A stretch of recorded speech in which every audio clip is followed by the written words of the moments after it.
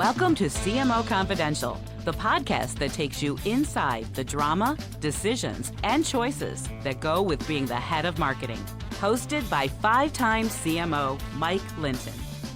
Typeface helps the world's biggest brands move from business brief to fully personalized campaigns in hours, not months, with its agentic AI marketing platform. They are the first enterprise platform with agentic AI marketing workflows designed to instantly automate work that used to take weeks. With Typeface, one campaign scales into thousands of personalized experiences across ads, email, and video while staying true to your brand. The company's AI native platform integrates seamlessly into your MarTech stack and marketing workflows and includes enterprise-grade security. Adweek named Typeface AI Company of the Year. Time Magazine featured them as a best invention, and Fast Company called them the next big thing in tech.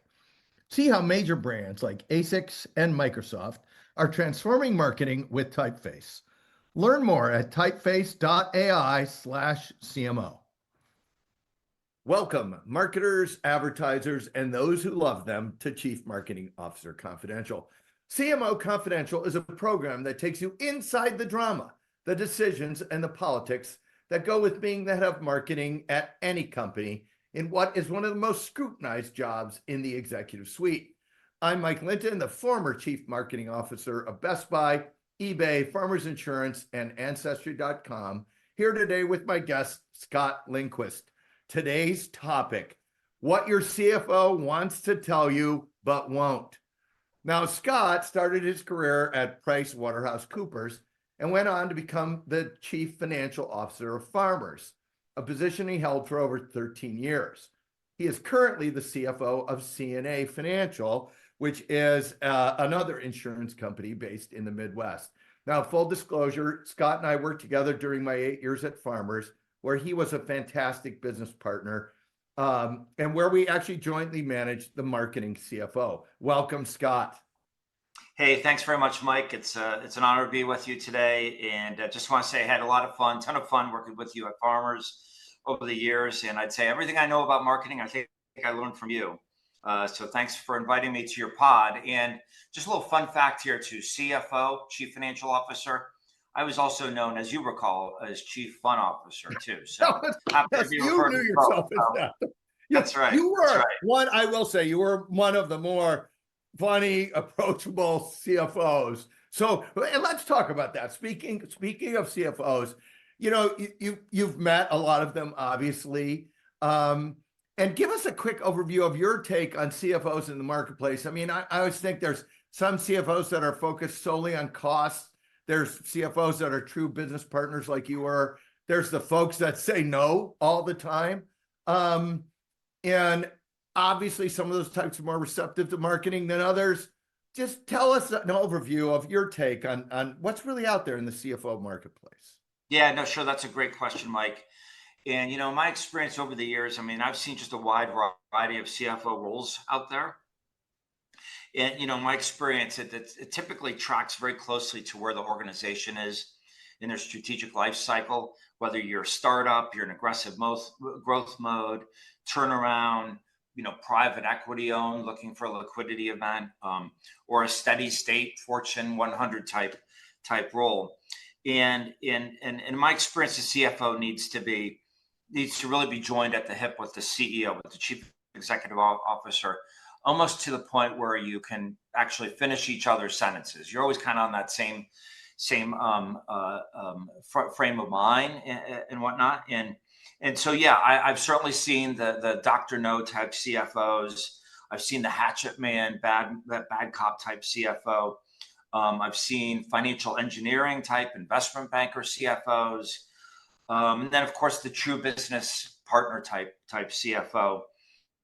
And, you know, it's really a neat trick to just kind of pull off all of those roles at the same time. Hey, just a quick question. How often would you say, at percentage-wise, out of 100, how many CFOs are really true business partners? This show is brought to you by Typeface.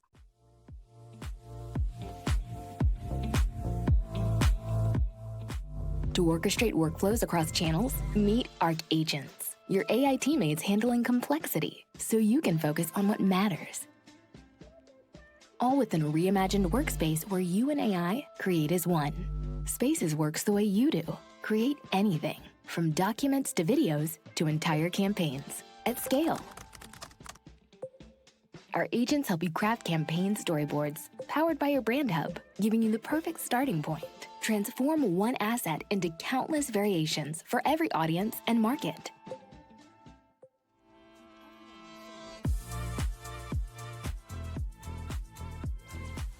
Join industry leaders already reimagining their content lifecycle with Typeface. Welcome to marketing's next chapter, where every story finds its voice. Now back to our discussion with CNA CFO Scott Lindquist. I'd say the majority of them. I think the majority of the successful CFOs are really, at the end of the day, true business partners that have really that deep embedded knowledge of the strategic underpinnings of a company, true understanding of the levers that grow a company, and not just financially. I mean, obviously that's a key point, but strategically, and able to kind of connect those dots as to how does a company make do business, the underpinnings for how does a company make money. And I think I learned from you and certainly others. It's all about the end consumer. What are we delivering for a value proposition, and then how do you make that actual linkage to the financial dynamics of a company. And there's going to be a short-term view, there's going to be a medium-term view, and there's going to be kind of very long-term view. And I've just seen a wide mix of that in my career. Thank you. I do think, and we'll talk a little bit about this later. I do think if you're interviewing for a CMO job, you should absolutely always meet the CFO in addition to the CEO to get a feel for what type of CFO you are going to be working with. And we can talk more about that later, like questions you might want to ask in the interview of the CFO. But let's stay on insurance here for a minute. Sure. Insurance has been a hotbed of marketing over the last 2 decades, really spending, billions and billions every year, more than beer. I know commercial lines is a little different, but what's your take on that? Tell us about marketing in the insurance industry, which 30 years ago, you would have never expected what you have in insurance now, which is this massive influx of money and brand building. Give us your take. No doubt about it. I mean, I certainly saw that in my last company, being a retail-focused insurer, and no doubt about it, it's been a hotbed of marketing and advertising, particularly with the onset of the direct-to-consumer channel for auto insurers. A little bit lesser extent for homeowners. But you mentioned beer. I mean, I think I learned some years back. I mean, it's been a top 5 category for media spend, right up there with pharmaceuticals and autos, also in addition to beer. Right. So, I kind of use the obvious examples of Geico and Progressive. Yeah. And as you know, Mike, I mean, they have done massive tens of billions of dollars of investment in their brands over the years, and to the point where the Geico caveman or the lizard or Flo from Progressive, they're ubiquitous, right? Everybody knows who they are, and what it does is it just turned those companies into category killers now, to the extent they've taken massive market share from the traditional personal lines agency. Massive. I mean, we're talking like huge amounts of share points in a $1 billion category, and also beneath all that is a pretty advantaged financial model as well. Yeah, no doubt about it, and they've really intermediated the agency. I mean, listen, the big agency brands are still gigantic, but what the direct-to-consumers have done through the power of brand building, through the use and power of marketing, is they've really squeezed out the second-tier insurers, and in fact, they're right on the heels of the top market shares, and to the point where these carriers were like nothing 30 years ago. I mean, those carriers were kind of no market share.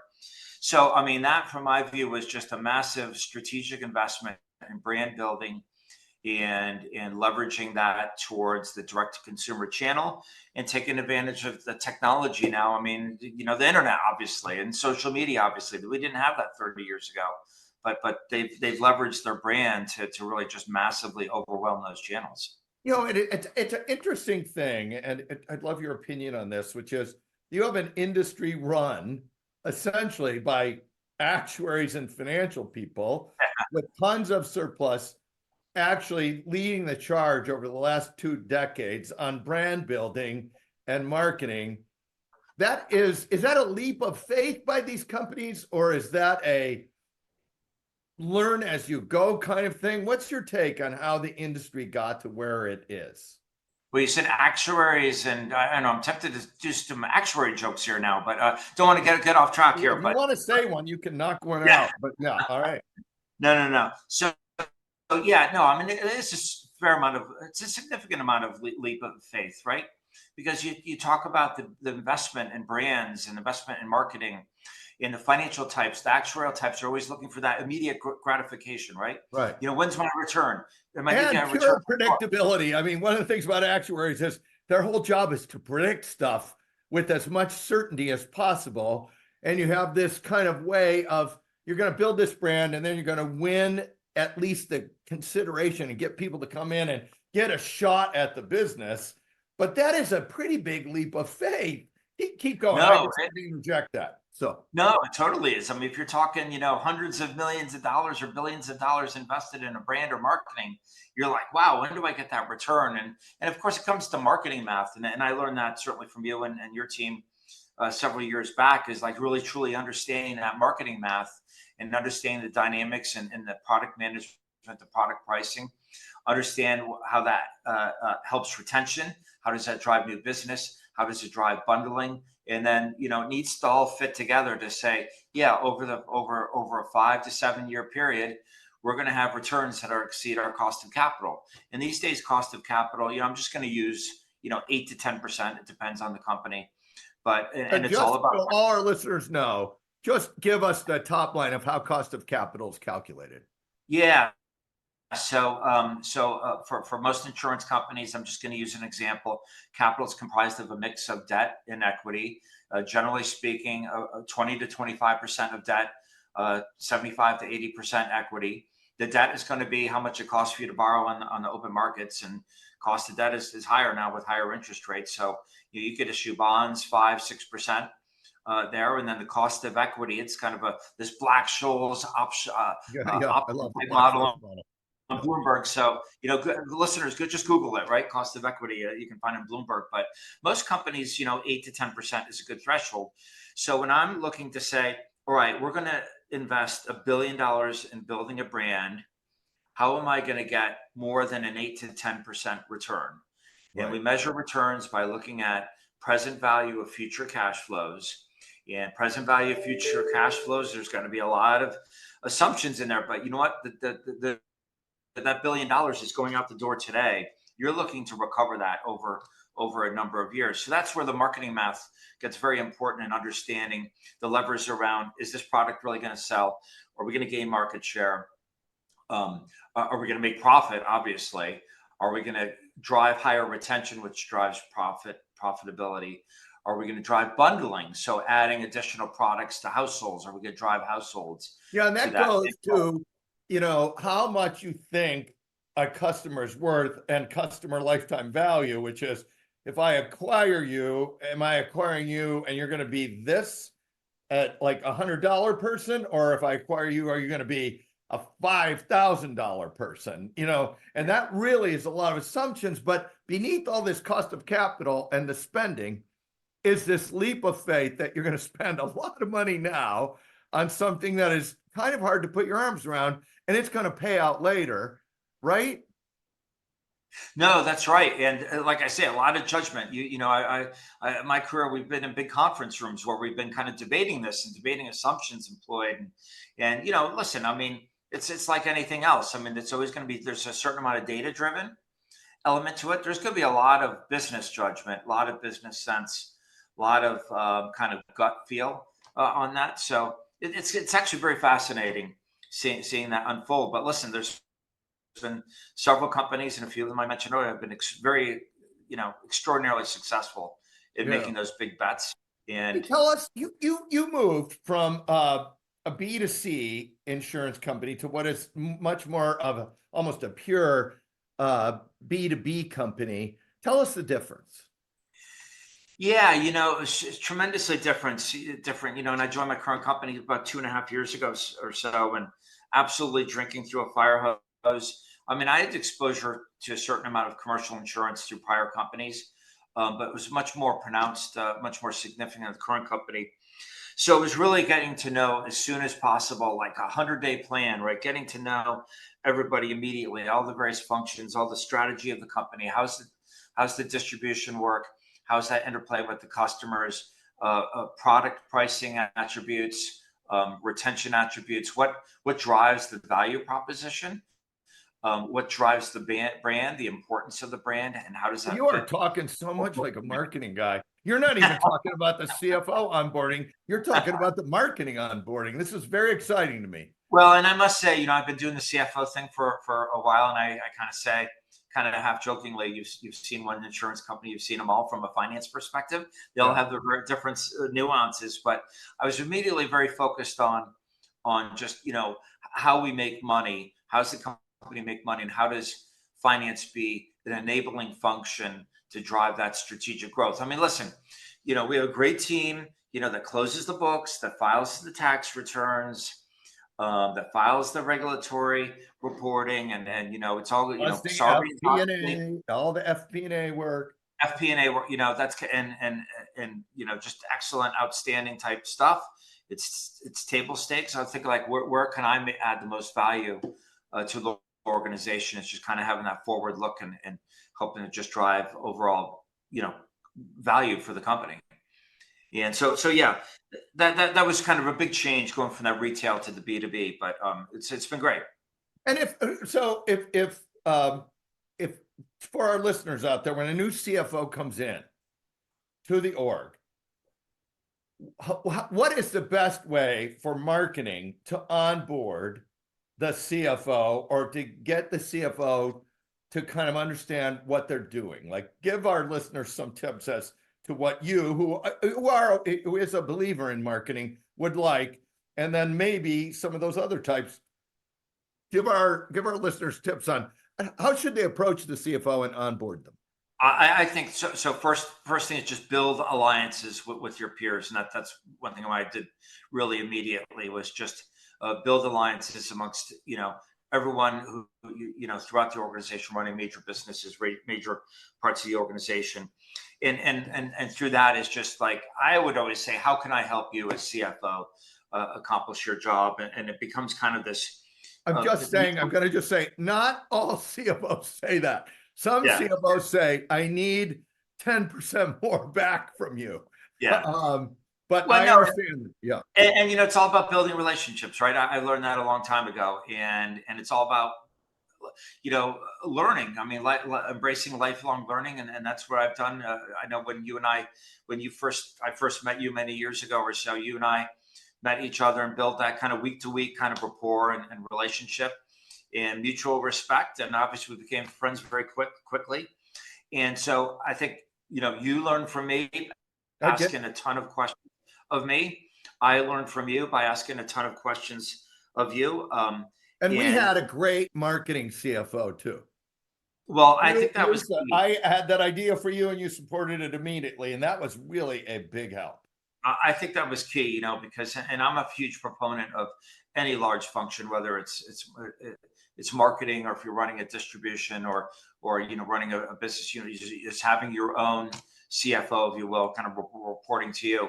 And that was, given the budget that we had, the amount of dollars, it made total sense at our last company. And it was great because the marketing CFO, he took ownership of the marketing math, particularly around the performance marketing. Took ownership around connecting the dots as far as investing brand dollars, marketing dollars into how does that build brand consideration, how does that build retention, how does that build bundling, and then kind of laying that out and making the case to the finance community, say like, hey, here's our return, and we'd stress it up or down and really kind of understand that, get the finance folks just really comfortable with the numbers. And I must say, great track for anybody in the finance area to go be a marketing CFO, because I know you and I are thinking of the same person. I don't know if he's Yeah, listening out there shout or out not, to but Scott Griffiths while we're yeah, right. Scott Griffiths. Hey, Yeah, Scott hope you're doing Griffiths, well. thanks Yeah. for the work. He's gonna go viral now, but no, he learned a ton on marketing, and he learned so much from you and your team and about the business that I'm not sure he'll ever turn back. I mean, I think he's kind of a lifelong marketer We going love forward. that So I about think him. it's really, Though he was also really good at saying no when it was appropriate. So you are obviously a marketing believer and in the power of marketing, but I don't think they train that at PricewaterhouseCoopers or in your accounting degree. How did this happen to you? How did you become a believer? uh, the last company we worked with, it was really the first company I worked for who had this gigantic national brand, but it wasn't big enough though. It was something that we needed to take to the next level, and the dollar amounts of investment required were eye-watering, eye-popping at first blush. So that's one of the things I spent a lot of time with you and Scott Griffiths really just diving into that as far as what are we getting for our marketing investment, and how's that going to drive future value, and so that was just a tremendous learning exercise for me, and in particular the performance marketing aspect of that. And I think you told me, or somebody told me, you see a lot of these commercials, the call to action commercials on TV. Yeah. And I always kind of shook my head. It's like, are people really dialing these 1-800 numbers? Are they really clicking? And I think they said, hey, you would not see them on TV if they did not work. And so I saw all the data behind that. You guys showed me all the data about how all that stuff drove clicks, how it drove phone calls. And it was really just kind of fascinating for me seeing that investment manifest itself in actually the numbers turning into growth. And so I was a true believer pretty quickly. Then the other thing too, and I think this before I met you, we did a brand valuation study, which I had never heard of this, but we hired it was an investment banking type valuation firm that specialized in doing valuation metrics around brands. And the brand, we came up, a certain amount of judgment, some marketing math in there, but we're talking the value of these brands, are just multiple billion-dollar brands just through the depth and breadth of reach and the power to drive earnings. But that was a huge awakening for me. It's super fascinating, and this is an accounting thing that actually really bugs me, is if I buy a company, the value of the brand shows up as goodwill when I buy that company. But if I build that brand myself, it is nowhere on the balance sheet. And that drives me crazy. Anyway. Yeah, that is interesting. Yeah, no, absolutely. It's always this kind of squishy, intangible asset. Until you buy it. When you buy it, it has a value, but it doesn't have any value until you buy it, which makes no sense. But so this brings me to if I'm working with a CFO who considers marketing a cost center versus a growth lever, what tips, other than having a good relationship, would you give the marketer on that one? Because that is where, I hear from our listeners, one of the tougher things. They see me as a cost center only. They're unwilling to take long-term risks. What advice do you have someone with a CFO like that? No, I would take them into the data. You know what? CFOs love data. Yeah. Obviously, they love numbers. They love data. They love financials. I know I, for one, years ago, had zero appreciation for the amount of math that goes into marketing. And I learned that from you and your team many years ago. I know this sounds like a gigantic suck up to Mike Linton show here. We're kind of enjoying it on the show, actually. So. Maybe, yeah. but I think you and your team took me through the data and through the numbers, and it was kind of fascinating kind of looking at that. And I learned that through the brand valuation study. Also, I think that would be the best thing I would recommend, is just taking the CFO through the data, through the power of the marketing math. Underneath that. And my younger daughter, she just graduated college, Villanova, a year ago or so, and no doubt she'll be listening. So hey, Kelsey, just a little shout out to you. So she majored in marketing and data analytics. And college, those are actually merged together now. Which is super important for marketing. Yeah, not a surprise, right? And I was like, oh, of course it is. Of course it is. It's all data. I mean, marketing, the foundation of marketing, there's a foundation of creativity, but there's a foundation of data. So that would be my top recommendation for marketers coming into the company is kind of get to the CFO and just show them the data. So we've talked about the Hall of Fame best practices for marketers, build a relationship, show the data, actually have a two-way street discussion. Tell us some of the worst practices you've run into in marketing. Like, watch out for this. If you're doing it, you're probably not making the CFO happy. Yeah, that's a good question. I mean, I think the one thing that jumps to mind is, and not maybe directly related to the CFO, but I've seen stumbles in marketing presentations to board meetings, to board of directors. Give us a couple examples of horror stories of marketing presentations. Horror stories. Well, first of all, just over reliance on jargon, and use of acronyms and marketing. If you say, hey, D2C, well, I know D2C, direct to consumer, but that's kind of an example of kind of over reliance on jargon. If you're allotted 20 minutes for board presentation, don't show up with a 100-page deck.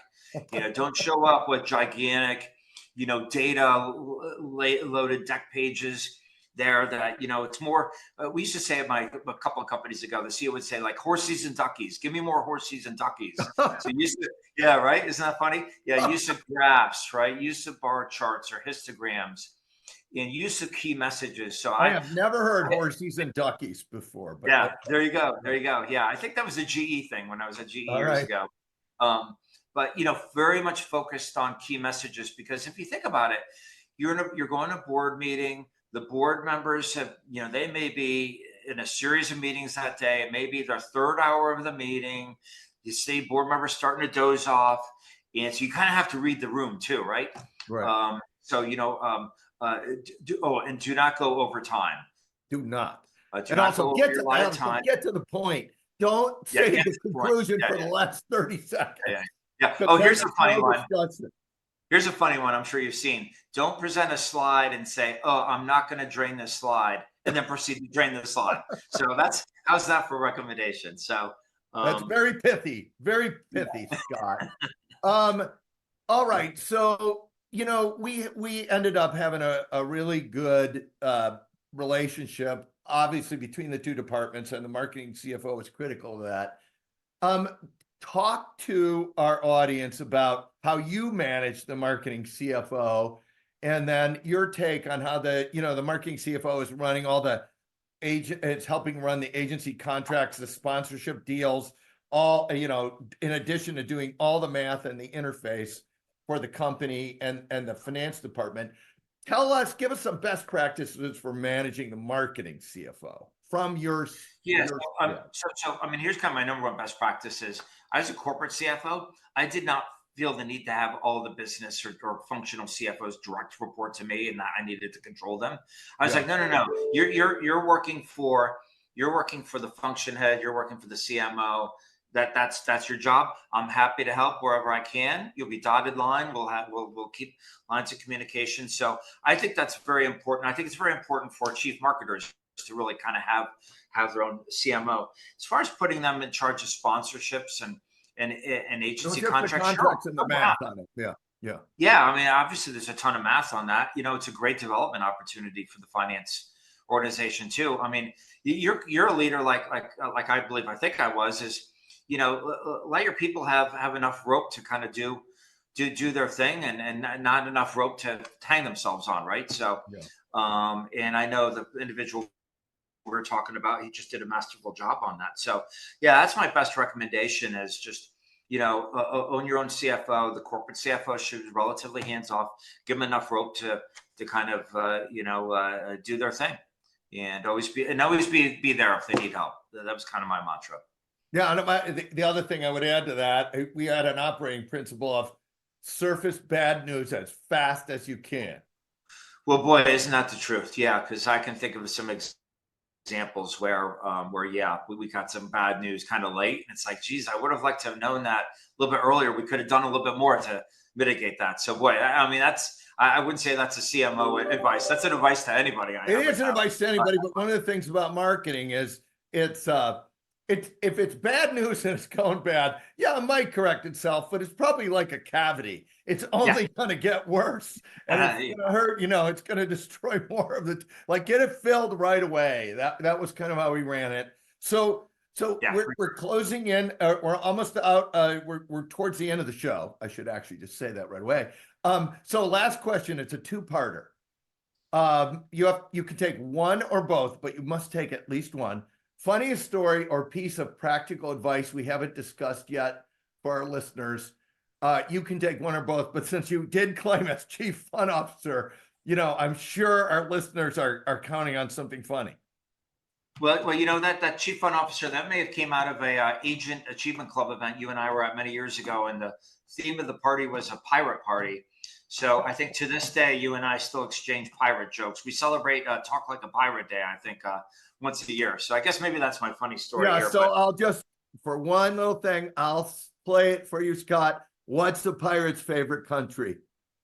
Argentina. There we go. All right, so there's the funniest story. Now never gets old, right? Never gets old. Let's go to the piece of practical advice. No, I mean, I think from a practical advice, and I touched on this earlier, and this has served me very well in my career, is just never be afraid to ask questions, even stupid questions. And I'm always happy to preface a question saying, hey, this may be a stupid question, but I'm going to ask it anyways. And even though in my mind, it really wasn't a stupid question, but putting that aside. And I think that's particularly important with the CFO, and really understanding what makes the CFO's mind tick. And you know what? It's going to be a really great opportunity to build a relationship and to teach the CFO kind of the craft of marketing. And I know I was I welcomed that very, very much.